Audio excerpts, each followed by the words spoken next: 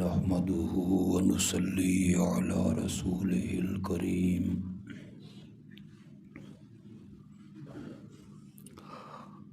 وعلى آله وأصحابه أجمعين.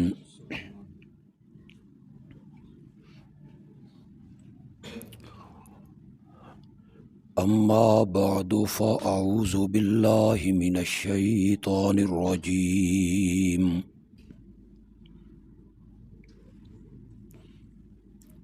بسم الله الرحمن الرحيم.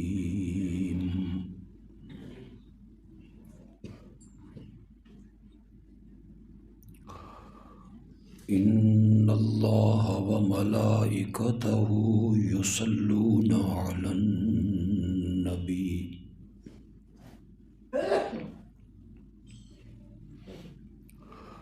يا أيها الذين آمنوا صلوا عليه وسلموا تسليما.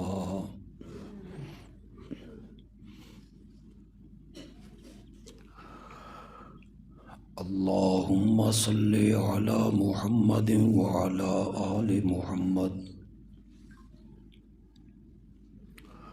كما صليت على إبراهيم وعلى آل إبراهيم إنك حميد مجيد.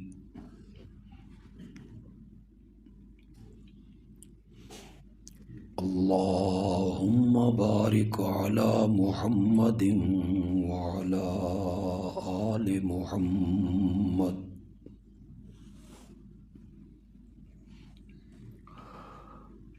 كما باركت على إبراهيم وعلى آل إبراهيم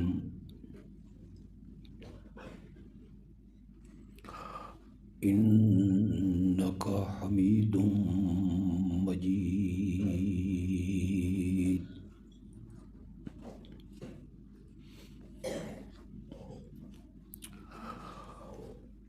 اللہ رب العزت نے ہم پر اتنے انعام فرمائے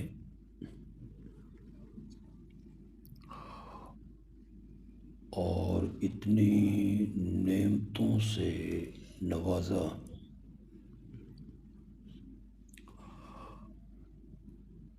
کہ ہمارے جسم پر اگنے والے ایک ایک بال کو اللہ زبان دے دے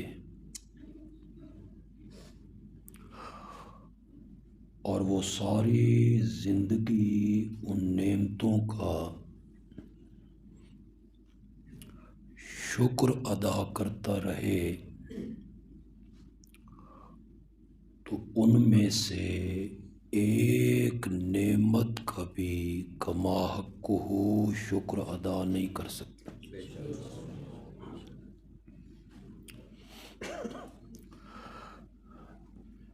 شیخ سعدی رحمت اللہ علیہ نے کہا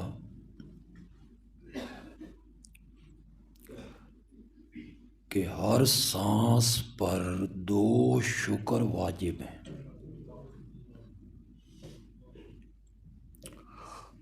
جب سانس اندر جا رہا ہے اور جب سانس باہر آ رہا ہے.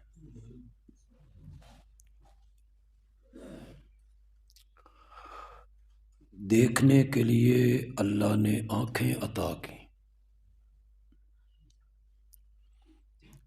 سننے کے لیے کان دیے، بولنے کے لیے زبان عطا کی،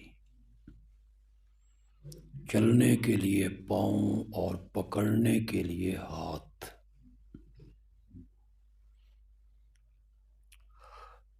ان نعمتوں کا کما حقہ ادراک اس وقت ہوتا ہے جب بندہ ان لوگوں کو دیکھے جن کو یہ نعمتیں حاصل نہیں.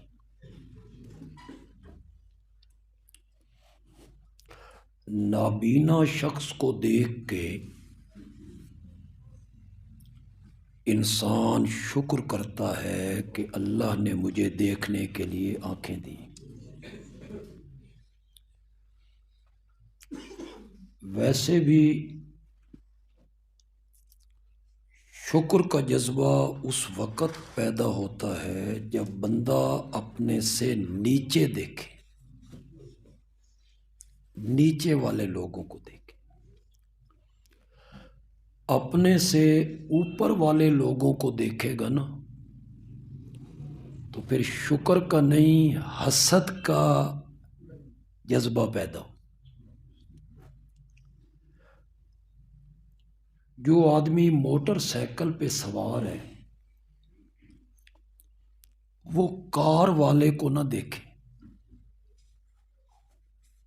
وہ سائیکل پہ چلنے والے کو دیکھے یا اس غریب کو دیکھے جس کے پاس موٹر سائیکل بھی نہیں. 2 مرلے کے مکان میں رہنے والا آدمی کنال اور 2 کنال کی کوٹھیوں میں رہنے والے کو نہ دیکھے، سڑک پہ لگے ہوئے ان خیموں کو دیکھے جس میں اس سردی کی راتوں میں غریب کے بچے راتیں بسر کرتے ہیں. پھر بندے میں شکر کا جذبہ آتا ہے کہ یا اللہ تیرا شکر. ایک بزرگ کہیں جا رہے ہیں، مسجد میں داخل ہوئے، نماز پڑھی. غربت کا یہ عالم ہے کہ پاؤں میں جوتیاں کوئی نہیں، سفر کر رہے ہیں. تھوڑا سا شکوہ دل میں پیدا ہوا کہ مولا میں تیرا مومن بندہ ہوں اور میری حالت یہ ہے کہ پاؤں میں جوتیاں ہی کوئی نہیں. وہ بزرگ مسجد سے باہر نکل رہے ہیں، انہوں نے ایک بندے کو دیکھا جس کے پاؤں ہی کوئی نہیں. انہوں نے وہیں کھڑے ہو کے کہا مولا تیرا شکر ہے، تو نے جوتیاں نہیں دیں، پاؤں تو دیں. اتنی نعمتیں ہیں اللہ کی. یہ مکان نعمت ہے، شادی کا ہو جانا نعمت ہے، بچوں کا ہونا نعمت ہے، کاروبار نعمت ہے، دولت بھی نعمت ہے، بشرطے کہ حلال طریقے سے کمائی جائے اور صحیح جگہوں پہ خرچ ہو. نعم المال الصالح للرجل الصالح، نعم المال الصالح، مال کو کیا کہا گیا؟ صالح. اچھا مال اللہ اچھے بندے کو دیتا ہے. دولت بھی نعمت ہے، مکان بھی، بچے بھی، کوئی عہدہ بھی، ملازمت بھی، صحت بھی، یہ ساری نعمتیں.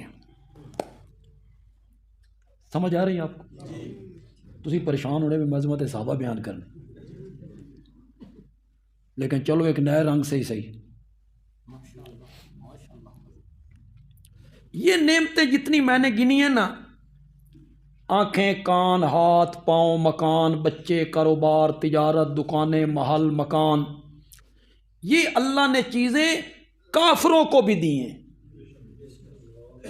تے ساڈے نالو چنگیاں دتیاں. ان کا موسم دیکھو، ان کے باغات دیکھو، ان کی سڑکیں دیکھو، اس کی صفائی دیکھو. یہ چیزیں اللہ نے انہیں دی ہیں. آسٹریلیا کے لوگوں کے کبھی قد کاٹ دیکھے ہیں آپ نے؟ ان کے چہرے کا حسن دیکھا کبھی آپ نے؟ رنگ روپ دیکھا انہیں ان کا آپ نے؟ یہ چیزیں اللہ نے کافروں کو بھی دیں. یہ جتنی نعمتیں میں نے گنی ہیں اللہ نے انہیں بھی دیں. لیکن ایک نعمت اللہ نے صرف ہمیں دی ہے، کافروں کو اس نعمت سے رب نے محروم کیا ہے، اور وہ ایمان والی نعمت ہے. وہ اللہ نے ہم پہ کرم کیا، ورنہ ساڈی کوئی اللہ نہ رشتہ داری انہیں نہیں دی. اور وہ ایمان والی نعمت اللہ نے ہمیں عطا کی. ساری ساری کائنات کی دولتیں، زیورات، محلات، زمینیں، باغات، خدا کی قسم اس نعمت کے آگے ہیچ ہیں۔ انسان کا ضمیر سب سے بڑا مفتی ہوتا ہے، اور یہ جب فتویٰ دیتا ہے نا، ڈنڈی نہیں مارتا، اے بڑے صحیح فتوے دینا۔ کدی کدی اس کو بھی پوچھا کرو کہ میں نے دکان پہ بیٹھ کے یہ جو کام کیا ہے یہ صحیح کیا ہے، کبھی کبھی اس سے بھی پوچھا کرو۔ یہ جو میرا ضمیر ہے، مجھے اس کا علم ہے کہ میرے دل میں کیا ہے، جو کچھ آپ کے دل میں ہے اس کے بارے میں مجھے کیا پتہ ہے آپ کے دل میں کیا ہے۔ میں اپنی بات کرتا ہوں، پھر نوشہرہ کے لوگوں سے پوچھتا ہوں بھئی تمہارے ضمیر میں کیا ہے۔ پہلے اپنی ضمیر کی میں بات کروں، پھر آپ بتائیں گے کہ آپ کے ضمیر میں کیا ہے، ٹھیک ہے؟ اگر کوئی شخص مجھے پیشکش کرے، مجھے آفر کرے، ساری دنیا کی سلطنتیں لے لے، ساری دنیا کا زیور لے لے، ساری دنیا کی زمینیں تیری، باغات تیرے، زیور تیرے، دولت تیری، لے لے، اس کے بدلے میں نے کیا کرنا ہے؟ تو نے کفر اختیار کرنا ہے، ایمان سے فرار اختیار کرنا ہے، مرتد ہونا ہے، ایمان چھوڑنا ہے، کفر اختیار کرنا ہے۔ سارے جہان کی دولتیں تیرے قدموں میں نچھاور کر دوں، کعبہ کے رب کی قسم ہے میں اس سودے کے لیے تیار نہیں ہوں۔ تسی ہن بولو، او ویکھو بڑی دولت جے، او اے جہان مٹھا، اگلا کہہ ڈٹھا، لے لو یار، دنیا کے باغات مل رہے ہیں، زیورات مل رہے ہیں، حکومتیں مل رہی ہیں، لے لو۔ کفری کا جملہ بولنا ہے، ایمان چھوڑنا ہے، ہو تیار؟ تو پھر مانو نا میری بات کو، ساری کائنات سے بڑھ کر اگر ہم پر کوئی انعام رب نے کیا ہے تو وہ یہ ہے کہ ہمیں ایمان والی دولت عطا کی، اس کا مقابلہ نہیں ہو سکتا۔ مفت میں مل گئی ہے نا، مومنوں کے گھروں میں پیدا ہوئے ہیں، مل گئی ایمان والی دولت۔ حضرت سیدنا موسیٰ کلیم اللہ علیہ السلام نے اللہ سے پوچھا، یا اللہ کوئی ایسا وظیفہ بتا جسے پڑھ کر میں تجھے یاد کروں۔ ہوتی ہے نا آپ کو شوق وظیفے پوچھنے کی، جہاں کوئی بڑے عالم آئے، پیر صاحب آئے، کوئی نیک بندے آئے تو سونا دے نیڑے لگے، کوئی وظیفہ دسو جی، انہیں پھر آپ کو کوئی وظیفہ بتا دیا، آپ نے تسبیح لے لی، آپ نے رولنا شروع کر دیا۔ کیوں پڑھتے ہیں وظیفہ جی؟ کون راضی ہو جائے؟ اسی لیے پڑھتے ہیں۔ یہاں وظیفہ پوچھنے والا عام آدمی نہیں، موسیٰ کلیم اللہ ہے۔ وظیفہ جس سے پوچھا جا رہا ہے وہ وہی ہے جس کو راضی کرنے کے لیے وظیفے پڑھتے ہیں۔ کوئی ہو جیا وظیفہ دس مولا جو پڑھ کے تجھے یاد کروں۔ اللہ نے فرمایا میرے موسیٰ کلیم پڑھا کرو لا الہ الا اللہ۔ حضرت موسیٰ علیہ السلام کہتے ہیں مولا یہ تو سبھی پڑھتے ہیں، وہ میرے ماننے والے جو مومن ہیں، میرے امتی، یہ کلمہ تو وہ بھی پڑھتی ہیں، میں تے وظیفہ چاہنا سا نویکلا۔ یہ نویکلی دی تو نہ سمجھ آئی، یہ ساڑی میاں علی دی بولی، سب تو الگ تھلگ، مجھے پتا ہو کسی کو بھی پتا نہ ہو، میں تو ایسا وظیفہ پوچھنا چاہتا تھا۔ اللہ نے فرمایا میرے کلیم اگر ترازو کے ایک پلڑے میں ساتوں زمینیں رکھ دی جائیں، جو کچھ زمینوں کے اندر ہے وہ سب کچھ رکھ دیا جائے، پھر اس ترازو میں آسمان رکھ دیے جائیں، جو کچھ آسمانوں میں ہے، اللہ اکبر، اس میں سورج چاند ستارے وہ رکھ دیے جائیں، اور جو کوئی زمین و آسمان کے مابین ہے، یہ ساری کائنات اور 14 طبق ترازو کے ایک پلڑے میں رکھ دیے جائیں، اور دوسرے پلڑے میں یہ کلمہ رکھا جائے۔ مجھے اپنی کبریائی کی قسم ہے یہ کلمہ 14 طبقوں پر بھاری نظر آئے گا۔ یہی تو ایمان ہے، یہ لا الہ الا اللہ، یہی ایمان ہے، اسی کا نام دین ہے نا، یہی اللہ نے ہمیں عطا کیا ہے۔ اتنی بھاری دولت اللہ نے ہمیں عطا کی۔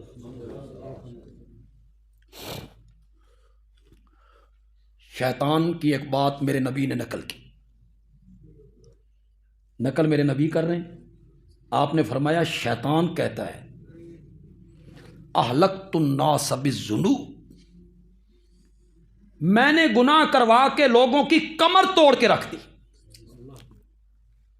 میں نے انہیں ہلاک کر دیا، برباد کر دیا، گناہ کروا کے گناہوں کو مزین کر کے دکھایا، زنا کی طرف مائل ہوئے، شراب کی طرف مائل ہوئے، سود کی طرف مائل ہوئے، کم تولنے کی طرف مائل ہوئے، میں نے گناہ کروا کے ان کی کمر توڑ دی۔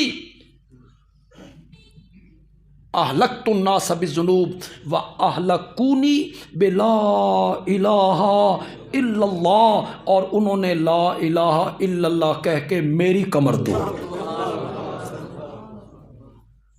والاستغفار، کہ جب گناہ بندہ کرتا ہے جتنا بھی آگے بڑھ جائے، جب وہ لا الہ الا اللہ پڑھتا ہے اور استغفار کرتا ہے، اللہ پھر اس کے دل کو شیشے کی طرح صاف کر کے رکھتا۔ انہوں نے مجھے تباہ کیے اس کلمے کے ذریعے، انہوں نے مجھے تباہ کیا استغفار کے ذریعے۔ اس کا مطلب ہے شیطان شکست کھا گیا۔ اس نے کہا میں نے ان کی کمر توڑی گناہ کر کے، انہوں نے میری کمر توڑی استغفار کر کے، کلمہ پڑھ کے، تو پھر ہم جیت گئے۔ آگے سنو، پھر میں نے دیکھا نا کہ یہ زنا کرتی ہیں گناہ سمجھ کے، چوری کرتے ہیں، جھوٹ بولتے ہیں گناہ سمجھ کے، جتنے گناہ کرتے ہیں یہ گناہ سمجھ کے کرتے ہیں۔ ثم اہلکتہم بالاہواء، پھر میں نے ان سے بدعات کروائیں اور انہیں تباہی کے گھاٹ اتار دیا۔ وہ کرتے گناہ تھے، سمجھتے کیا تھے؟ کرتے تھے گناہ، اسے سمجھتے کیا تھے؟ نیکی۔ ہم تو کلمہ پڑھ رہے ہیں، ہم تیسرے دن جو کل خوانی کر رہے ہیں گٹھلیوں پہ کلمہ پڑھ رہے ہیں، یہ کلمہ پڑھنا گناہ ہے جی؟ کلمہ پڑھنا گناہ؟ آذان سے اول آخر جو ہم صلاۃ و سلام پڑھتے ہیں درود پڑھنا گناہ ہے جی؟ لوگ کہتے ہیں توبہ توبہ، یہ دیوبندی وہابی کہتے ہیں اذان سے اول آخر جو صلاۃ پڑھتے ہو، یہ درود پڑھتے ہو، درود سے منع کرتے ہو۔ درود سے تو منع کرنے والا کافر ہوتا ہے۔ میں نے کہا درود سے منع کرنے والا کافر ہوتا ہے۔ جو بندہ ایک دفعہ میرے آقا پہ درود پڑھے نا، اللہ اس کے اعمال نامے میں 10 نیکیاں لکھتے ہیں، 10 گناہ معاف کرتے ہیں، اور ایک دفعہ درود پڑھنے سے اللہ جنت میں اس کے 10 درجے بلند کر دیتے۔ سبحان اللہ! ایک دفعہ درود پڑھنے سے۔ اور جنت کے درجے اس طرح تو نہیں ہے نا، 18 فٹ یا 17 فٹ یا 16 فٹ یا 12 فٹ ایک درجہ ہے، نہیں، ایک درجہ ہے زمین سے لے کے آسمان تک۔ ایک دفعہ درود پڑھا تو کتنے درجے بلند ہو گئے؟ اس کے ہم قائل نہیں ہیں، مولانا طارق عزیز صاحب اس کے قائل نہیں ہیں، مفتی مبشر اس کے قائل ہیں، مولانا عبد الرحمان سے، ہم سب اس کے قائل ہیں۔ درود سے کوئی منع نہیں کرتا، لیکن جس جگہ پہ تو درود پڑھ رہا ہے نا، اس جگہ پہ نبی پاک نے بلال کو پڑھنے کا حکم نہیں دیا ہے۔ تو اس جگہ پہ درود پڑھ کے اور اسے نیکی سمجھ کے اور اسے دین سمجھ کے یہ کہنا چاہتا ہے لوگوں مجھے ایک ایسی نیکی کا پتہ چل گیا ہے جس کا آمنہ کے لال کو بھی پتہ نہیں چل سکا۔ جی اب آپ کو پتہ چلا بدعت کتنا بھاری گناہ ہے۔ مجھے ایک ایسی نیکی کا پتہ چل گیا ہے جس کا حضرت بلال کو بھی پتہ نہیں چلا، صدیق اکبر، فاروق اعظم، عثمان ذو النورین، حیدر کرار، حضرت حسن، حضرت معاویہ، کسی کو بھی اس نیکی کا پتہ نہیں چلا۔ مجھے پتہ چلا ہے امام مالک نے اتنے سخت جملے بولے ہیں، میں بیان کروں گا تو آپ کی آنکھیں پھٹی کی پھٹی رہ جائیں گی۔ من ابتدع بدعتن ویراھا حسنتن، جو آدمی ایک بدعت ایجاد کرتا ہے اور اس کو نیکی سمجھتا ہے، وہ اس بات کا مدعی ہے کہ نبی پاک نے رسالت کے پہنچانے میں خیانت کی۔ آپ نے نیکی کا یہ کام نہیں بتایا ہمیں، یہ نیکی کا کام تھا، آپ نے نہیں بتایا۔ اب آپ کو پتہ چلا بدعت کتنا بڑا گناہ۔ یہ کہنا کہ اس میں حرج کیا ہے، ہم درود ہی پڑھتی ہیں۔ یہ بن جاتا اب دوسری رکعت میں بیٹھتا ہے، فرض نماز ہو یا سنتیں ہوں، دوسری رکعت میں بیٹھتا ہے، اشہد ان لا الہ الا اللہ واشہد ان محمدًا عبدہ، 4 رکعتوں والی نماز ہے۔ اب اس نے کیا کرنا ہے؟ تیسری رکعت کی طرف کھڑے ہونا ہے۔ وہ کہتا ہے میں کھڑا نہیں ہوتا، میں درود پڑھ کے کھڑا ہوں گا، جان بوجھ کے پڑھتا ہے اللہم صلی علی محمد وعلی آل محمد۔ جاؤ بریلویوں سے پوچھ لو، وہ بھی کہیں گے نماز نہیں، سجدہ تو کرنا چاہتا، بھول کے پڑھنا، جان بوجھ کے پڑھا تو نماز، اور اگر بھول کے پڑھا اللہم صلی علی محمد وعلی آل محمد، یاد آیا نہیں یہ تو دوسری رکعت تھی، پھر اٹھ کھڑا ہوا۔ اب شریعت کیا کہتی؟ کیڑا قصور کی تس، کون سا تسی درود نہیں مانتے؟ یہاں پہ آپ درود نہیں مانتے؟ جب آپ کہتے ہیں تیری نماز ٹوٹ گئی، جب آپ کہتی ہیں تو نے بھول کے پڑھا تو سجدہ صاف کر۔ نیکی وہ نہیں ہے جس کو میں نے معیار بنایا ہے، نیکی وہ بھی نہیں ہے جس کو تم نے معیار بنایا ہے، نیکی وہ ہے جس کو میرے نبی کے یاروں نے معیار بنایا، جس پر میرے نبی نے مہر لگائی۔ دین وہ ہے، اس سے بڑھانا گھٹانا دین نہیں۔ میں کتنے بڑے بڑے جناب فیس بک پہ میں سنتا ہوں، بڑے بڑے مولوی، مسجد کے گنبد سے بڑے مولوی، وہ تقریریں کر رہے ہوتے ہیں۔ اچھا جی، ان کاموں کے کرنے کی دلیل مانگتے ہیں ہم سے، تو منع بھی تو نہیں کیا نا۔ جس کام سے آپ نے منع نہیں کیا وہ ٹھیک ہے، کرتے جاؤ، منع نہیں کیا تو کرنا ٹھیک ہے۔ یہ اہل تشیع اذان دیتے ہیں، اشہد ان امیر المومنین وقاتل المشرکین علی ولی اللہ و خلیفۃ بلا فاصل۔ اے نبی پاک کتنے منع کیتا؟ منع کیا نبی پاک نے، پھر اے بھی دیتی کرو، دلیل دیکھو۔ منع بھی تو نہیں کیا نا، منع نہیں کیا تو جواز کی دلیل بن گئی ہے۔ جو کام میرے نبی نے نہیں کیا وہ دین نہیں، منع کی دلیل نہیں ہوتی میاں۔ یہ جو عدالتوں میں جا کے مقدمے کرتے ہو، گواہ کس کے ذمہ ہوتے ہیں؟ مدعی کے ذمہ گواہ ہوتے ہیں۔ جس کا دعویٰ ہے وہ گواہ پیش کرے، دعویٰ تمہارا ہے، دلیل ہم سے مانگتے پھر، منع دی دلیل بکھاؤ۔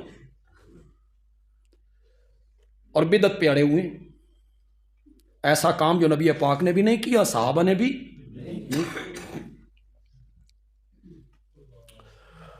سب سے بڑی نعمت کیا ہے؟ اور سے بولو یار، اس کو میں نے دلائل سے ثابت کر دی۔ دین سے بڑی نعمت کوئی نہیں، دین سے بڑی دولت کوئی نہیں، اسی سے محبت کرنی چاہیے۔ محبت اس چیز سے کرنی چاہیے جڑی بے وفا نہ ہوئے۔ میں نے بڑی بات کہہ دی ہے یار، خدا دی قسم اترائے تقریر بھی اس سے ہو سکتی ہیں۔ محبت کے قابل وہ چیز ہوتی ہے جو با وفا ہو، جس نے زندگی کے کسی موڑ پر چھوڑ جانا ہے نا، وہ پیار کے قابل نہیں ہے۔ دولت پیار کے قابل کب ہے؟ بادشاہی، انگریز جب آیا تھا نا تو وائسرا ہند دلی کی مسجد میں آیا، باہر نکلنے لگا نا، فقیر کھڑے تھے، اس نے اس زمانے میں 1-1 روپیہ ہر فقیر کو دیا۔ یہ 1857 کی بات، اس وقت روپیہ ہوں تے 100 روپے کی قدر کوئی۔ ہم جب سکول میں پڑھتے تھے روپے کے 16 آنے ہوتے تھے، 1 روپے کے کتنے آنے؟ 16۔ ہمیں 1 آنا ملتا تھا، کتنا؟ آنے کے 4 پیسے، 1 پیسے کی ہم چیز، وہ ٹیڑھی پیسے بعد میں آئے، تسی ذرا بعد دے لوگ میں ذرا تھوڑے تو پہلے دا بندہ 1 پیسے کی چیز لیتے 3 پیسے ہوں تسی بڑے حیران ہو گئے 1 پیسے دی شے 3 پیسے واپس تو انج بھی نہ سمجھنا میں حضرت نوح دے زمانے چوں آیا بھائی کوئی بڑا پرانا ہوں میں کوئی بڑا 1 آنا 1 پیسہ اس زمانے میں اس وائسرائے ہند نے 1 روپیہ دیا فقیر کی ہتھیلی پہ رکھا اس میں ایک 12 سال کی لڑکی کھڑی تھی اس کے ہتھیلی پہ جب روپیہ رکھا اس نے پھینکا پیٹ کر کے کھڑی ہو گئی تھی وہ فقیروں میں وائسرائے ہند غصے میں لال سرخ ہو گئے یہ گستاخ کون ہے ایک میری خیرات کو پھینکا پیٹ کر کے کھڑی ہو گئی اہلکاروں نے جو ساتھ تھے انہوں نے دیکھا انہوں نے کہا یہ مسجد جو دیکھ کے آ رہے ہو شاہ جہان کی بنائی ہوئی یہ اس کی پوتی ہے دادا بادشاہوں کا بادشاہ پوتی کو رب نے فقیروں میں کھڑا کر دیا رنگون میں آج بھی ان بادشاہوں کی اولاد بھیک مانگتی ہے جو یہاں سے چلے گئے تھے جلاوطن ہوئے تھے آج بھی بھیک یہ کیا دولت اور حکومتیں اور سلطنتیں تے پاکستان دی حکومت خدا دی پناہ ہر وزیر اعظم جیل وچ حکومت دیکھو 3 سال حکومت 9 سال جیل یہ پاکستان کی حکومت جو بھی وزیر اعظم ہے چل جیل بھائی یہ کیا حکومت ہے کیا اقتدار ہے کیا دولت ہے سب سے قیمتی چیز وہ ہوتی ہے جو با وفا ہو مفتی مبشر صاحب یہ بڑا مضمون ہے زبردست اور پیار کے قابل بھی وہ چیز ہوتی ہے حسن پہ لوگ بڑا ناز کرتے ہیں میں بڑا حسین ہوں حسن ہے کسی نہ کتاب حسن سے بہتر کوئی کتاب نہیں کتاب حسن سے بہتر کوئی کتاب نہیں کمی ہے اتنی کہ اس میں وفا کا باب نہیں آج حسین ہے کل منہ پہ جھڑیاں پڑ یہ ہمارے نوجوان کتنے بال سنوارتے ہیں اور پھر ایک وقت آتا ہے کہ بال سر پہ یہ دانت کس چیز نے وفا کرنی ہے اولاد یہ اس قابل نہیں ہے کہ ان کے ساتھ دلی محبت کی جائے فطرتاً تو محبت ہوتی ہے وہ پنجابی کا ایک شعر ہے پتہ نہیں آج میں اس طرف کیوں چل نکلا ہوں 9واں پتراں سانب لیاں تے دھیاں لے گئے ہور 9واں پتراں سانب لیاں تے دھیاں لے گئے ہور بڑھڑی بڑھڑا رہ گئے جنہیں لٹ کھڑے ہونے چور وہ رہ گئے بیٹیاں چلی گئیں کسی اور گھر کی ہو گئیں بیٹوں کی شادی ہوئی وہ اپنے بیویوں کو لے کے الگ ہو گئے کسی چیز میں وفا نہیں نہ اولاد میں وفا ہے نہ زندگی میں وفا ہے کسی چیز میں وفا نہیں ہے اور جس میں وفا نہ ہو وہ محبت کے قابل نہیں ہے اس کائنات میں صرف دین ہے جس سے محبت کرنی چاہیے کہ وہ اس زندگی میں بھی وفادار ہے مرنے کے بعد قبر میں بھی وفادار ہے میدان معاشر میں بھی وفا تو اس نے کر اس سے محبت ہونی چاہیے اس دین کی اہمیت ہونی چاہیے حضرت یعقوب علیہ السلام کو ایک دن میں 2 خوشخبریاں ملی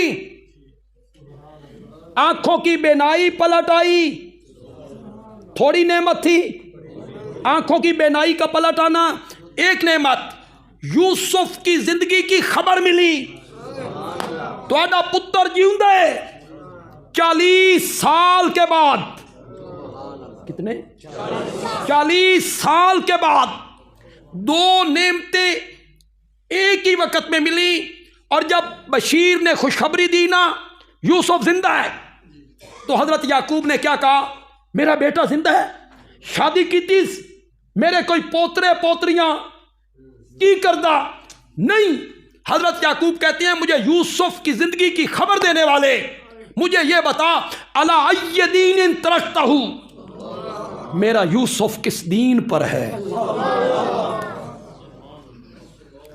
اولاد کے بارے میں صرف یہ نہیں سوچنا چاہیے مفتی صاحب بیان کر رہے تھے دنیا بن جائے اولاد کی کچھ اس طرح بھی سوچئے اتنا تو سوچئے نا بے مرنے کے بعد تیری چارپائی آگے پڑی ہو تو مغفرت کے 2 بول اسے جنازے کی دعا آتی، تیری چارپائی سامنے ہے، اسے اللہم اغفر لحینا بھی نہیں آتا، تو اتنا بھی نہیں پڑھایا اس میں۔ علی دین ان ترکتہ، کس دین پہ چھوڑا تم نے یوسف کو؟ بشیر نے کہا علی دینک ودین آبائک، وہی دین جو آپ کا ہے، وہی دین جو آپ کے باپ دادا کا ہے۔ آگے حضرت یعقوب نے کیا کہا؟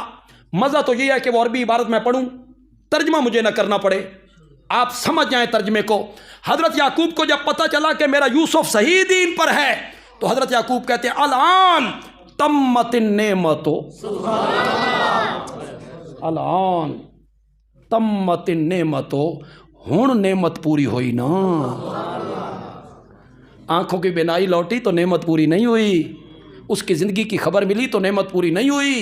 نعمت پوری کب ہوئی؟ جب یہ پتہ چلا کہ میرا یوسف ہو۔ سب سے بڑی دولت ایمان والی ہے۔ ہمیں کلمہ نصیب ہوا، ہمیں قرآن ملا، انبیاء نبی پاک کے فرامین ملے، ہمیں دین ملا، ہمیں ایمان ملا، یہ سب سے بڑی دولت اور نعمت ہے۔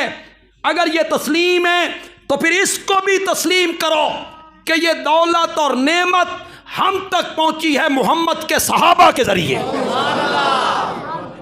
صحابہ ہمارے محسن ہیں، صحابہ ہمارے مہربان ہیں۔ وہ اس دولت کو لے کے مدینے میں نہیں بیٹھے رہے، مدینے میں تو 10,000 صحابہ کی قبریں ہیں، تعداد 1,00,000 سے زیادہ ہے۔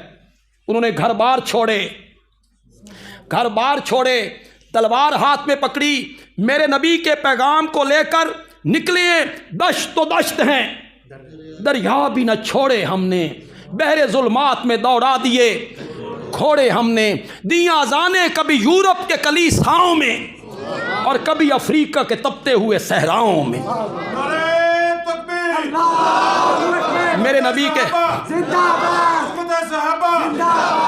میرے نبی کے دین کو لے کے نکلے، دریاؤں میں اپنے گھوڑوں کو ڈالا، چلتے چلتے چلتے چلتے دلدل آ گئی، آگے کچھ نہیں تھا۔ اس دلدل کے کنارے کھڑے ہو کر کمانڈر نے کہا مولا اگر اس کے آگے بھی کوئی جگہ ہوتی تو تیرے محمد کے دین کا پرچم ہم وہاں بھی پہنچا دیتے۔ نکلے ہیں وہ، دجلہ کے کنارے کھڑے ہیں، سامنے ایرانی ہیں، ان کے پاس کشتیاں نہیں، دریا پار کرنے کا سامان کوئی نہیں، اور ادھر سے ایرانی کہہ رہے ہیں تسی آنا کہ اسی آئیے،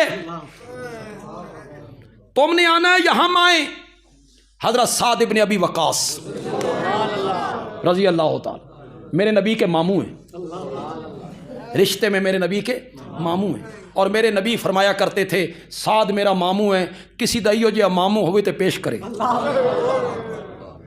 انہی کے بارے میں میرے نبی نے کہا تھا، ایک جنگ میں جب یہ تیر انداز تھے نا، ماہر تھے بڑے، تو میرے نبی خود تیر پکڑاتے تھے، یہ تیر چلاتے تھے، آپ پکڑاتے تھے، اور آپ کہتے تھے ارم یا سعد فدا کا ابی و امی، سعد تیر چلا، تجھ پر میری ماں بھی قربان، تجھ پر میرا باپ بھی قربان، ساری کائنات کی مائیں میرے نبی کے قدموں پہ قربان، ساری کائنات کے باپ میرے نبی کی جوتیوں پہ قربان، اور میرا نبی کہتا ہے سعد تجھ پر میری ماں بھی قربان، تجھ پر میرا باپ بھی قربان۔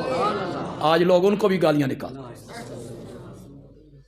جو پڑھے لکھے لوگ یہاں بیٹھے ہو، تاریخ دان لوگ بیٹھے ہو، میرے پاس وقت نہیں کہ میں تفسیر میں چلا جاؤں، تم اس لیے گالیاں نکالتے ہو کہ اس تو ایران فتح کر کے دیتا سی۔ ظالموں تم اتنے ناشکرے ہو، ایران کا فاتح کون ہے؟ تمہیں وہ ایران فتح کر کے دے رہا ہے۔ لشکر نے سعد کی طرف دیکھا، کمانڈر ہیں، حضرت سعد نے لشکر کی طرف دیکھا تو میرے نبی کا ایک یار بولا، کیا لوگ تھے یار، یہ بندہ حیران ہوتا ہے۔ میرے نبی کا ایک صحابی کہتا ہے سعد سامنے لہریں مارتی سمندر ہے نا، ٹھاٹھے مار رہا ہے دریا، تو کہتا ہے پانی کی اس بوند سے ڈرا رہے ہو، پانی کی اس بوند سے ڈرا رہے ہو، اللہ کا نام لو اور گھوڑا ڈالو۔ کمانڈر نے پہلے گھوڑا ڈالا، حضرت سعد نے لیڈر ایسے ہوتے ہیں ہاں بیچارے ورکراں نوں گرمی دے اوتے تے سڑکاں تے مروا کے تے خود ایئر کنڈیشن کمرے میں بیٹھے ہوتے. وہ لیڈر ہوتے ہیں. لیڈر وہ ہوتے ہیں جو آگے آتے ہیں, مار کھاتے ہیں. حضرت سعد نے پہلے اپنا گھوڑا ڈالا, لشکر نے بھی گھوڑے ڈال دی. گھوڑے پانی کو چیرتے ہوئے جا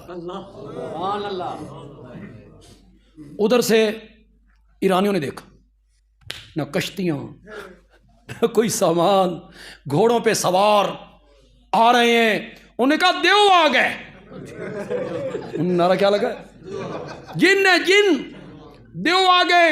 ابن جوزی نے لکھا کہ گھوڑے پسینے میں شرابور ہو گئے. پھر ایک جگہ پہ گھوڑے جب تھکے نا, رب نے ننگی زمین باہر نکال.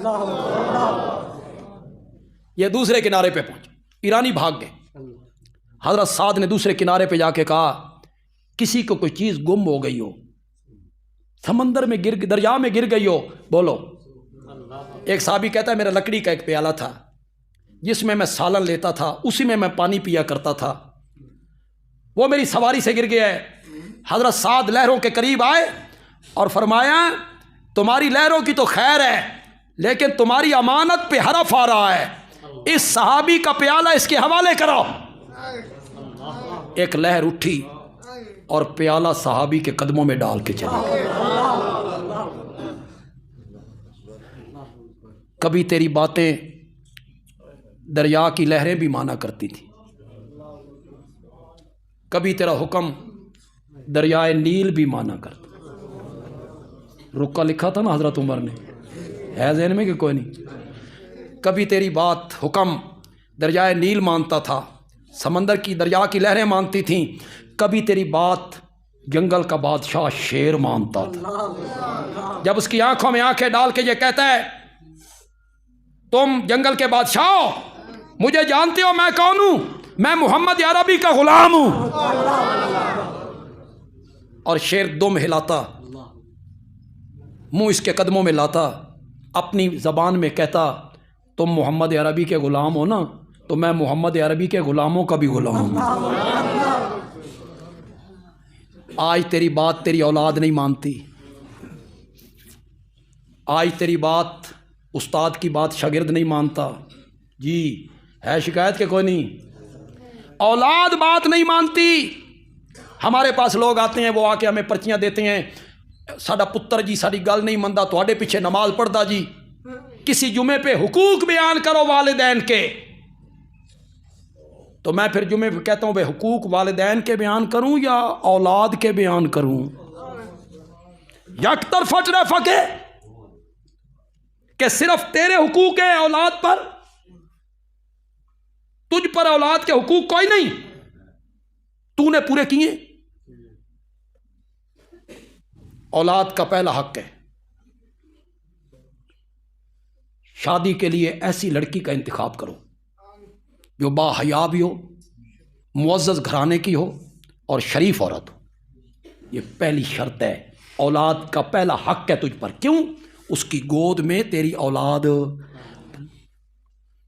تو سا کنجریاں بیاہ لے آندے,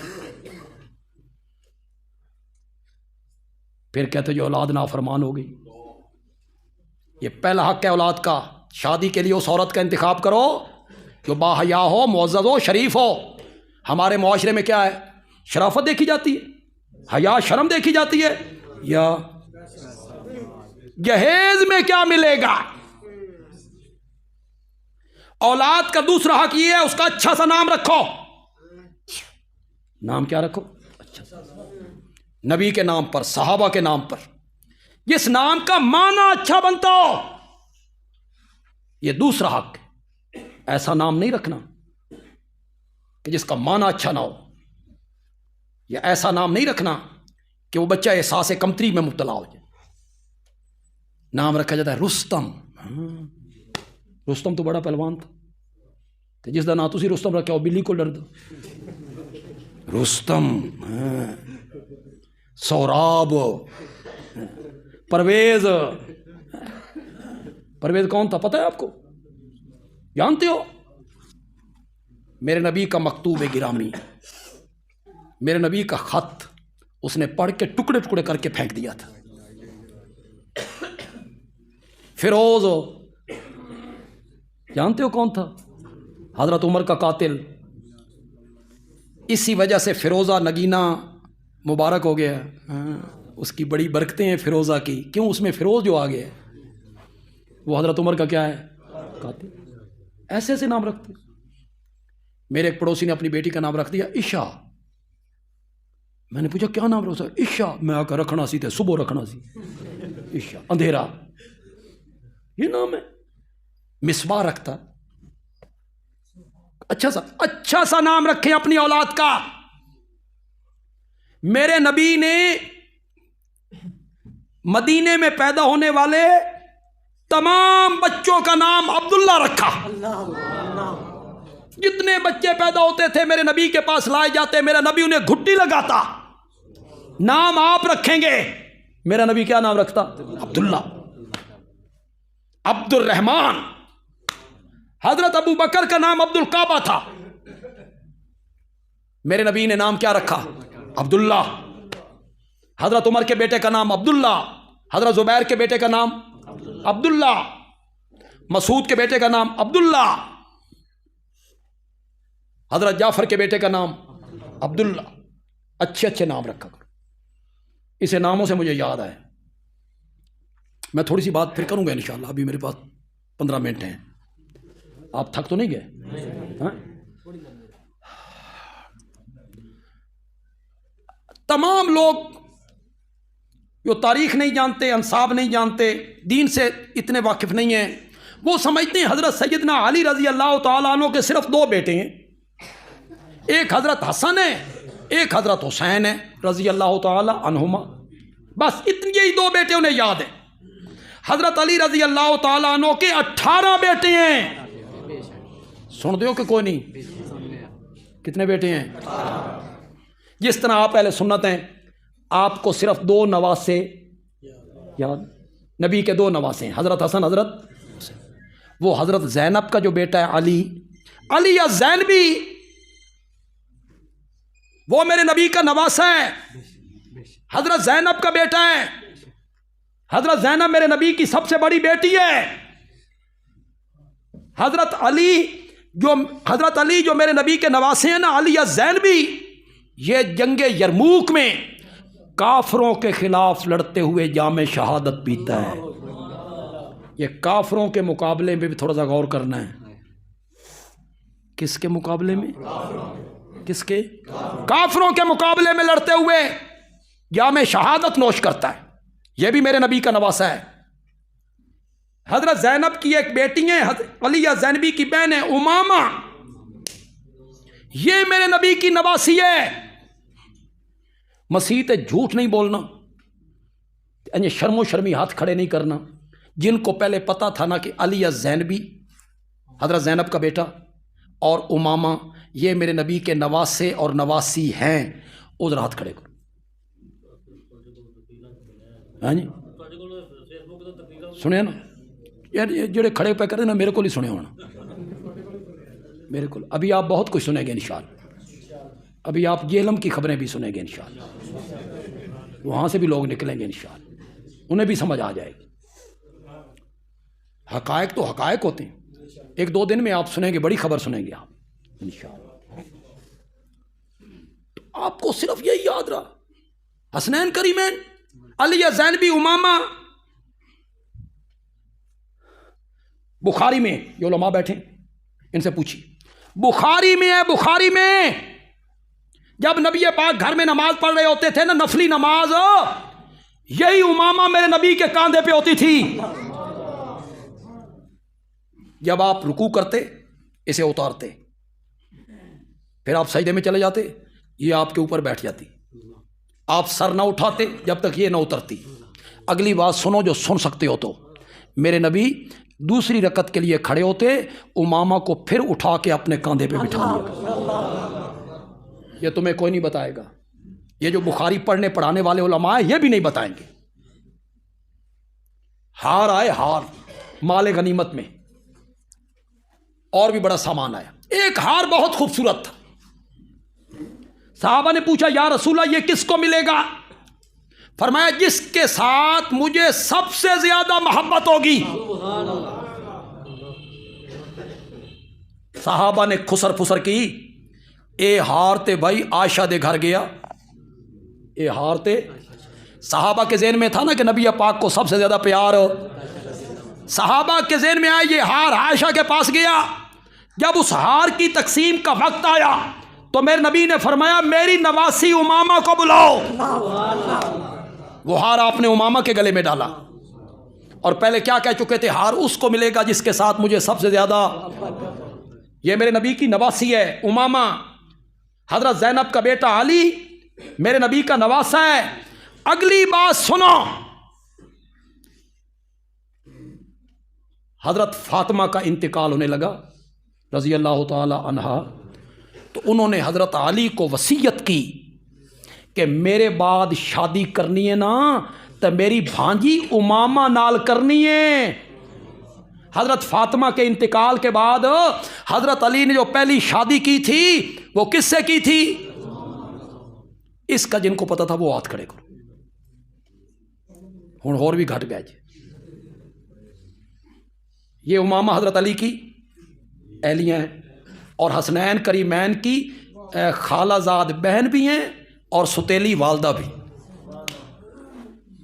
کچھ اس طرح بھی یار مطالعہ کیا کرو. ساری شیعت تمہارے ذہنوں پہ یار جمود طاری کر گئی ہے. حضرت علی رضی اللہ تعالیٰ عنہ نے حضرت فاطمہ کی زندگی میں دوسری شادی نہیں کی.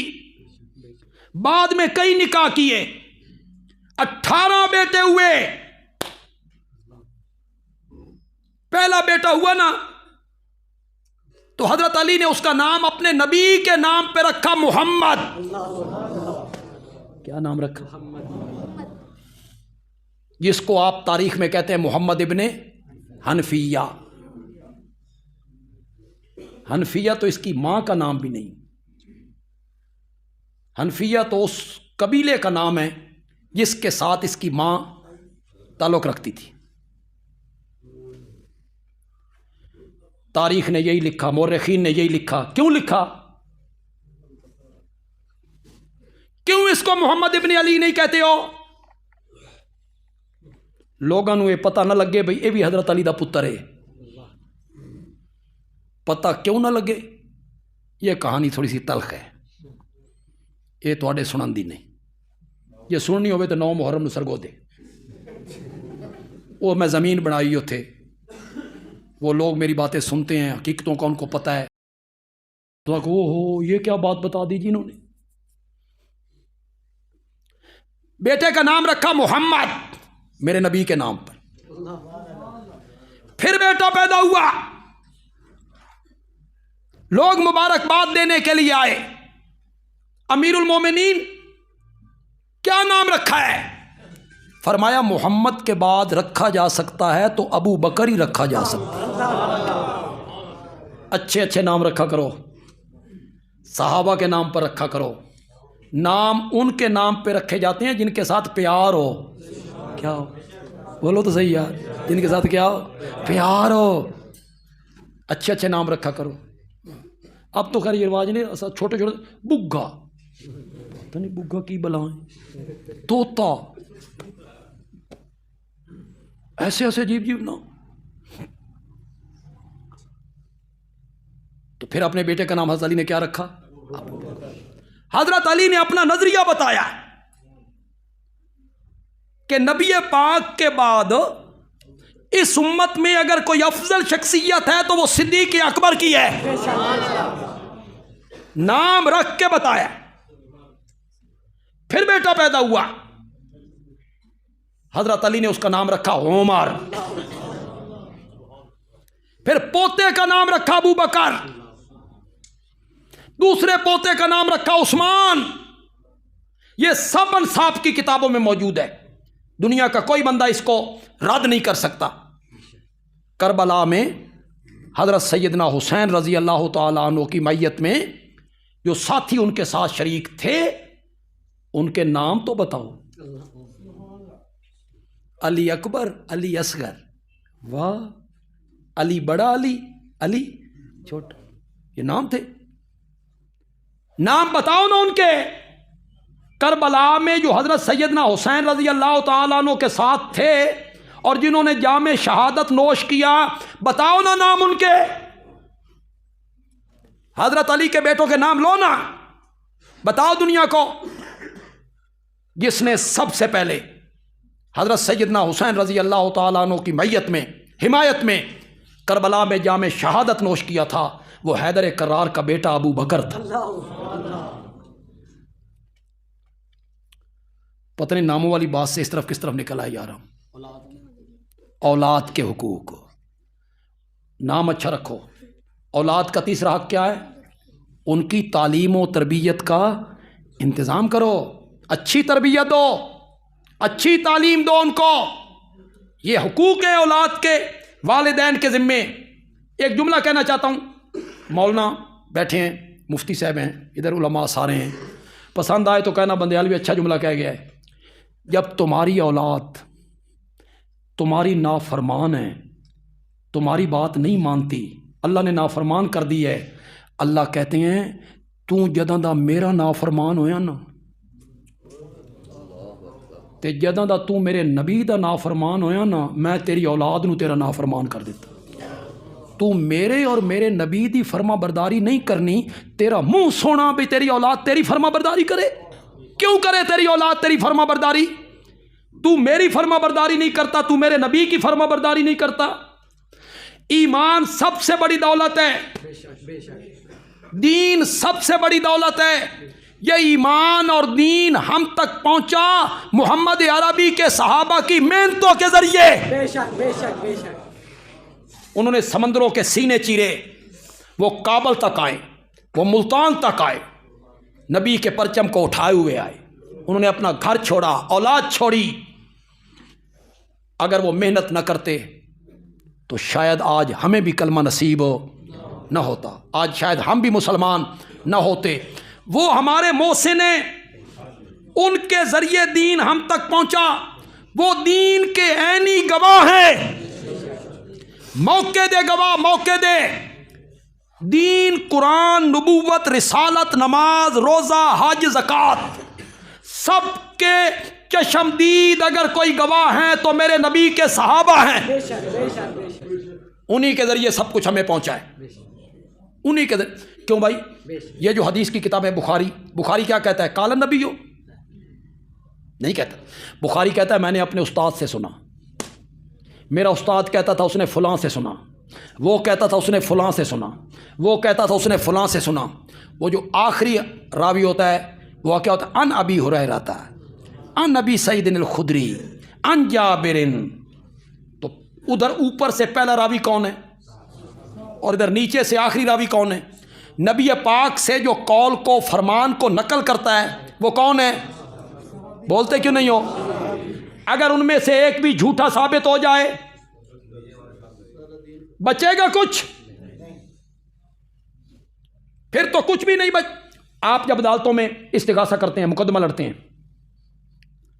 آپ نے استغاثہ کیا، اس بندے نے میرے 5 لاکھ روپے دینے، جج کہتا ہے گواہ لے، آپ نے گواہ پیش کر دی، گواہ نے گواہی دی، مخالف فریق کا جو وکیل تھا اس نے آپ کے گواہ پہ جرح کر دی، جھوٹا ہے، یہ گواہ جھوٹ بولتا ہے، اس کی جرح ثابت ہو گئی، اس نے اپنی جرح ثابت کر دی، گواہ جھوٹا ثابت ہو گیا، نتیجہ نہیں، مقدمہ خارج، مقدمہ خارج، فائل منہ پہ مار دے گا جج، تیرا گواہ جھوٹا ہے۔ صحابہ دین کے گواہ ہیں، بے شک بے شک۔ ان میں سے ایک بھی جھوٹا ثابت ہو گیا نا کچھ نہیں بچے گا، نہ دین، نہ شریعت، نہ قرآن، نہ حدیث، نہ توحید، نہ نماز، نہ روزہ، نہ حج، نہ زکوٰۃ، نہ مدرسے، نہ طالب علم، نہ معلم، ان سب کو بچانا ہے نا تو صحابہ کی صداقتوں کے گردا گرد پہرے دار بننا پڑے گا۔ پہرا دو، سارے سچے تھے، ان میں سے کوئی جھوٹا نہیں۔ میں کہہ رہا ہوں، قرآن کہہ رہا ہے اولئک هم الصادقون اولئک هم المتقون، وہ سارے متقی تھے۔ کیا تھے؟ کون کہتا ہے؟ کون کہہ رہا ہے؟ زور سے بولو یار، زور۔ قرآن میرے نبی کے یاروں کے بارے میں کہہ رہا ہے اولئک ھم المتقون۔ اور جو کتابیں تو پیش کرتا ہے وہ کتابیں کہتی ہیں حضرت معاویہ ممبر پر جمعے کے دن حضرت علی کو گالیاں دیتے تھے، اور ایک نوجوان سنتا ہے وہ کہتا ہے او ہو معاویہ اتنا برا ہے، ممبر پہ جمعے کے دن حضرت علی کو گالیاں دیتی ہے۔ نوشہرہ ورقہ کے لوگوں سینے پہ ہاتھ رکھ کے بولو انصاف دی ماں نہیں مر گئی نا، انصاف کے ساتھ بولو۔ نوشہرہ ورقہ میں متقی بندہ وہی ہوتا ہے جڑا ممبر تے گالیاں کڈے۔ بولو بولو، متقی کون ہوتا ہے؟ جو گالیاں نکالے۔ قرآن دی مننا یا تیری کتاباں مننا؟ پاگل آدمی قرآن کے مقابلے میں اگر حدیث بھی آئے نا ٹکرا جائے، اصول کیا ہے؟ اس کی تعویل کرو، اس کا ایسا معنی کرو جو قرآن کے مطابق ہو جائے۔ نہیں معنی ہوتا اسے چھوڑ دو، قرآن سینے سے لگا لو۔ یہی تو کتاب ہے جس کے ماتھے کا جھومر ہے ذالک الکتاب۔ قرآن کہتا ہے اولئک ھم المتقون، تو کہتا ہے وہ ممبر پہ گالیاں دیتے تھے۔ قرآن کہتا ہے اولئک ھم الصادقون، اولئک ھم الراشدون، تو کہتا ہے وہ بیت المال میں خیانت کرتے تھے، بیت المال میں سونا چاندی اپنے لیے رکھ لیتے تھے۔ تاریخ کہتی ہے یہ میرے نبی نے تربیت کی تھی۔ ظالم آدمی، میرے باپ نے میری تربیت کی، میری ماں نے میری تربیت کی، میں نے ایک شریف ماں کا دودھ پیا، میری رگوں میں ایک باحیا باپ کا خون دوڑتا ہے، میرے اساتذہ نے مجھ پر محنت کی، مدرسے کے پیسے، مسجد کے پیسے، جماعت کے پیسے، اس میں کبھی خیانت میں نے بھی نہیں کی۔ جبکہ میرے جیسے کروڑوں لوگ جمع ہو جائیں، صحابہ کی جوتیوں کے ساتھ لگے ہوئے ذرے کا بھی مقابلہ نہیں ہو سکتے۔ میری تربیت میرا استاد کرتا ہے تو میں خیانت نہیں کرتا۔ امام الانبیاء نے کیسی تربیت کی تھی؟ بیت المال میں خیانتیں کرتے رہتے تھے، سونا چاندی اپنے لیے الگ کرتے تھے۔ میرے نبی نے کیسی تربیت کی تھی اپنے یاروں کی؟ 3 رہ گئے، باقی سارے چھوڑ گئے۔ نوشہرہ ورقہ میں ایک ہائی سکول ہے یا کالج ہے، لوگ کہتے ہیں ہیڈ ماسٹر صاحب کے کیا کہنے جی، بڑا زیرک ہے، بڑا سمجھدار ہے، اور بڑا کنٹرولر ہے، اور بڑی پڑھائی ہے جی سکول میں، بلے بلے جی کیا کہنے۔ اچھا جی تعداد لڑکوں کی کتنی ہے؟ کہ 5000۔ اچھا امتحان ہوا تو پاس کتنے ہوئے؟ اس کا 3 ہے۔ یہ لڑکوں کا قصور ہے؟ تمہیں شرم نہیں آتی یہ کہتے ہو؟ بڑا سرجن ہے جی، کیا بات ہے جی، آپریشن کرتا ہے، ہاتھ تھیڑا ہولس پتہ ہی نہیں لگن دیتا، ہاں مریضوں کی بھرمار ہے اس کے اسپتال میں، کتنے سال میں آپریشن کیے؟ آکے 2000۔ آکے نتیجہ آکے 3 بندے بچے تے باقی سارے۔ بڑا سرجن ہے جی۔ میرے نبی کی تربیت پر ہاتھ صاف کرتے ہو؟ تم صحابہ کے دشمن نہیں ہو، تم نبوت کے بھی دشمن۔ بے شک بے شک بے شک۔ تنقید کرتے ہو صحابہ پر؟ یہ تربیت کی تھی میرے نبی نے اپنے یاروں کی۔ شیخ سعدی کہتا ہے گلے خوشبوئے در حمام روزے، رسید از دست محبوب بدستم، بدو گفتم کے مشکی یا عبیری، کہ از بوئے دلا ویزے تو مستم، بگفتہ من گلے ناچیز بودم، ولیکن مدت با گل نشستم، جمال ہم نشیں در من نہ سر کرد، وگرنہ من ہما خاکم کے ہستم۔ تو ان کک بھی سمجھ نہیں، بس میں دا ترجمہ کرنا تے خدا دا نا جے میں جڑے ترجمہ کرانا اے نا جے اللہ دا، کوئی تساں بھی سنن والا ذوق پیدا کرو یار۔ جب میں ترجمہ کروں نا تو آپ سمجھ جائیں بندیالوی کہنا کیا چاہتا ہے۔ میں صحبت پہ بات کرنے لگا ہوں، میرے نبی کی صحابہ میرے نبی کی صحبت میں رہے تھے، سفر میں میرے نبی کے ساتھ، حضر میں میرے نبی کے ساتھ، دن میں میرے نبی کے ساتھ، جنگوں میں میرے نبی کے ساتھ، خوشی میں میرے نبی کے ساتھ، غمی میں صحبت کی بات کر رہے ہیں۔ شیخ سعدی کہتا ہے خوشبودار مٹی میرے ہاتھ میں آئی، میرے محبوب کے ہاتھ سے میرے ہاتھ میں آئی، اس مٹی سے خوشبو آ رہی تھی، میں نے اس مٹی کو کہا تو کستوری ہے یا تو عنبر ہے؟ تیری خوشبو نے مجھے مست کر دیا ہے، میرے دل پہ اثر کیا ہے. بگفتہ من گلے ناچیز بودم. آگے سے مٹی نے کہا میں ناچیز مٹی ہوں لیکن کچھ مدت پھول کی صحبت میں رہی ہوں.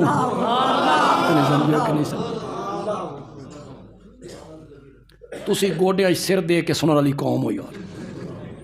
میں نے اتنی بات کی ہے تمہیں تو اچھل جانا چاہیے تھا.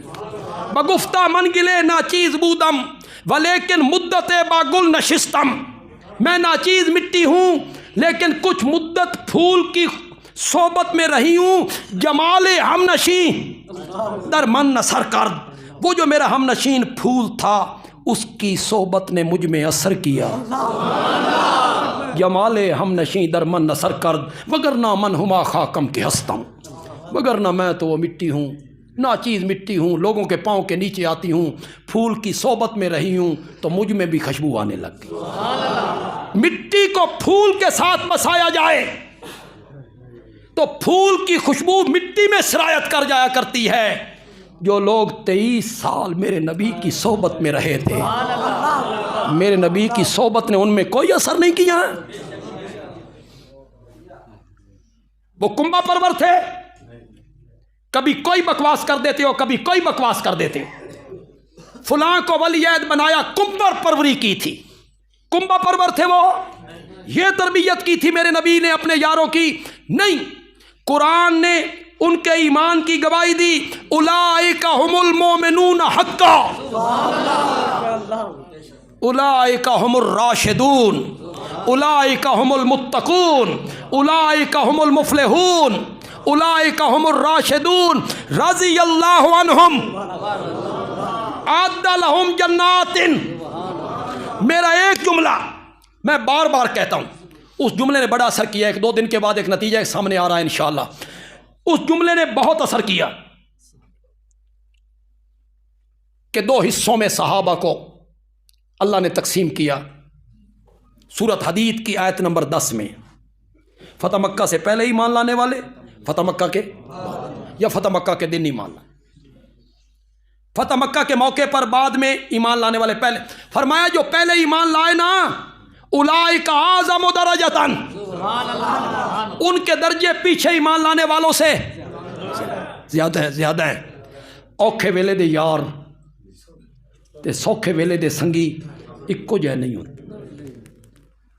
فتح مکہ کے دن جو لوگ ایمان لائے وہ اس بلال کا کیسے مقابلہ کریں جو کلمہ پڑھنے کے بعد تپتے ہوئے کولوں پہ لیٹ جایا کرتا. فتح مکہ میں تو میرا نبی حکمران بن گیا تھا، میرے نبی کے پاس اقتدار آ گیا تھا. قرآن نے کہا جو پہلے ایمان لائے ان کا درجہ بعد والوں کی نسبت بہت زیادہ ہے، بہت زیادہ ہے. پھر آگے اللہ نے کہا درجہ تو پہلوں کا زیادہ ہے بنسبت پچھلوں کے، لیکن پچھلوں پہ تنقید نہ کرتے پھرنا. کلن، یہ کلن جو میں نے کہا ہے نا، یہ بڑا تیر وجہ کے دائیں جا کے یار خدا دی قسم ہے. کلن پورا ایک کلپ چڑھایا گیا، مماتی مولوی ہے اور وہ کہتا ہے قرآن کہتا ہے کلن کلن کڈنا میں تیرا کلن، آدھا کڈنا میں تیرا کلن. میں آکھا جڑا قلعہ میں ٹھوکیا نا یہ تیرے کو نکلنا کوئی نہیں. کس طرح تو نکال سکتا ہے؟ قرآن کا مذاق بناتا ہے. کلن کلن قرآن ہے میاں، کلن. کلن کا معنی کرو، معاویہ نہیں، نہ معاویہ نہیں، عمر بن العاص نہیں، مغیرہ بن شعبہ نہیں، سعد بن ابی وقاص نہیں. یا تو معاویہ کی صحابیت کا انکار کر، ہمت کر ہمت. میری یہ کیسٹ یوٹیوب پہ یا فیس بک پہ میری یہ تقریر جائے گی جہاں تک. ہمت کرو، کہو معاویہ صحابی نہیں، بولو. تم میں ہمت ہے تو بولو. میں بخاری پیش کروں گا، نبی پاک کے چچا زاد بھائی کا قول پیش کروں گا، ابن عباس کا قول پیش کروں گا جو مفسر قرآن ہے، صحابی ہے، میرے نبی کا چچا زاد بھائی ہے. وہ ابن عباس کہے گا معاویہ صحابی ہے. تم انکار کر کے دیکھو، بخاری میں ہوگا معاویہ کی صحابیت، بخاری میں ثابت ہے. حضرت عبداللہ ابن عباس نے کہا وہ صحابی ہے. تم بھی مانتے ہو؟ کہتا ہے صحابی تو مانتا ہوں رضی اللہ عنہ بھی کہتا ہوں، صحابیت کا بھی قائل ہوں۔ میں نے کہا صحابیت کا قائل ہے نا، پھر رب کا یہ حکم مان کلن۔ اگر صحابیت کا قائل ہے نا، صحابی مانتا ہے نا، پھر رب کا یہ حکم اور فرمان مان کلن۔ کرو مانا یار کلن کا، کلن وعد اللہ الحسنی۔ فتح مکہ سے پہلے ایمان لائیں یا فتح مکہ کے بعد ایمان لائیں، جنت کا وعدہ میں نے سب سے کر لیا ہے۔ ان سے جنت کا وعدہ ہو گیا ہے، یہ تنقید کرتا پھر انا للہ، ان سے جنت کا وعدہ ہو گیا، رب نے کر دیا ہے، یہ ان کی غلطیاں گنواتا پھرتا، یہ کام غلط کیا تھا، یہ کام غلط کیا تھا۔ ان سے رب نے اعد لہم جنات، میری تقریر کے آخری الفاظ ہیں، اور میں نوشہرہ میں اپنی یومن پر اپنی تقریر کو ختم کرنے لگا ہوں۔ اس جملے پر میں اس جملے پر اپنی تقریر کو ختم کرنے لگا ہوں۔ کل شہر میں بازاروں میں اس جملے کا چرچا ہونا چاہیے، اعد لہم جنات تجری تحتہا الانہار۔ بندیالوی کہتا ہے صحابہ کو جنت کی اتنی تلاش نہیں تھی جتنی خود جنت کو صحابہ کی تلاش تھی۔ اللہ تعالیٰ عمل کی توفیق عطا فرمائے۔ الحمدللہ رب العالمین والصلاة والسلام علی سید الانبیاء والمرسلین وعلی آلہ واصحابہ اجمعین۔ ربنا آتنا فی الدنیا حسنہ وفی الآخرۃ حسنہ وقنا عذاب النار۔ اللہم یا ارحم الراحمین ارحم علینا یا حی یا قیوم برحمتک نستغیث۔ وصلی اللہ تعالی علی خیر خلقی محمد وعلی